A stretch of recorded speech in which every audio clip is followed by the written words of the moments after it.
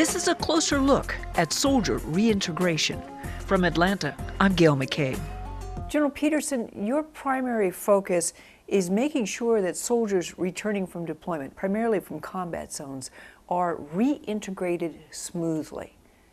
What's the driving force behind this? Obviously, it's the stress of combat. We still are really not certain of what the impact of 9 years of continuous combat has been on our force, but we know that our force is under significant stress. There have been reports of violence, of higher divorce rates, of suicides. What's being done to combat this? Certainly the comprehensive soldier fitness program that we have initiated in the Army that looks at the whole soldier and is a very positive approach to building on strengths, mental, moral, spiritual, physical readiness, and also financial readiness and strengthening relationships. We have a lot of soldiers who get married very young, some of them just before deployments.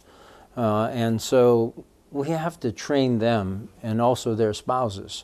The first thing we do is try to identify how many soldiers are certainly at risk or in this at-risk population. How do you identify someone who is high risk? It's through a series of questions. It's through personal interviews. It's trying to identify who has experienced some pretty horrific combat-related incidents while deployed, loss of a fellow soldier, serious injuries, traumatic brain injury, trying to identify which soldiers already are demonstrating post-traumatic stress. Is there a perception that if they are identified as high risk that this is a negative thing, it's a bad thing? That stigma, in my opinion, was placed on soldiers by their leadership.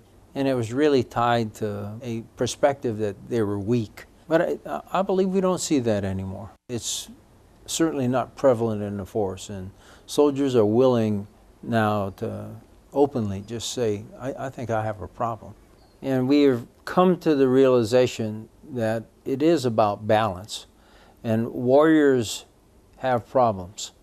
And warriors are put under extreme stress in combat. And so warriors need help. What you're describing, sir, is a holistic approach, and that is radically different. Our Army has evolved, and soldiers now truly believe that we are a caring institution and that we're trying to help them through these periods of high stress and difficulty. Leaders and soldiers now are more open to asking for and getting help, and that's part of the solution process. Every solution starts with an identification of the problem. You've served in combat in Iraq.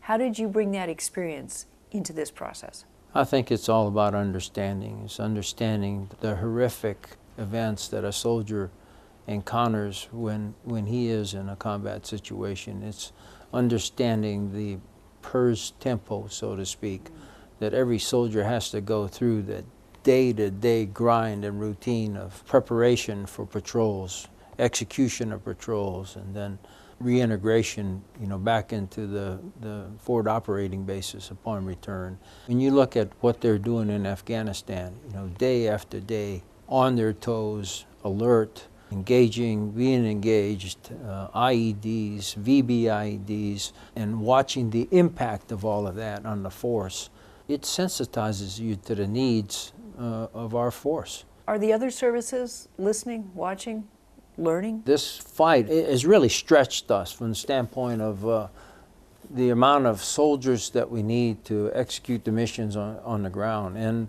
both the Navy and the Air Force has worked pretty hard along with us to identify the kind of stressors that their sailors and the airmen are experiencing because of the war.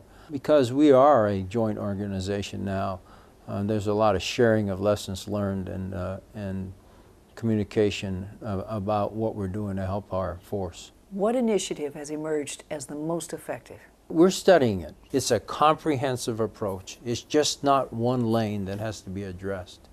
It's mental, it's moral, it's physical, it's spiritual. It's about the whole soldier. We're making great steps on that comprehensive fitness approach and wellness, and it will make a difference in the long-range health, morale, and welfare of the force. General Peterson, thank you for your time. That's a closer look.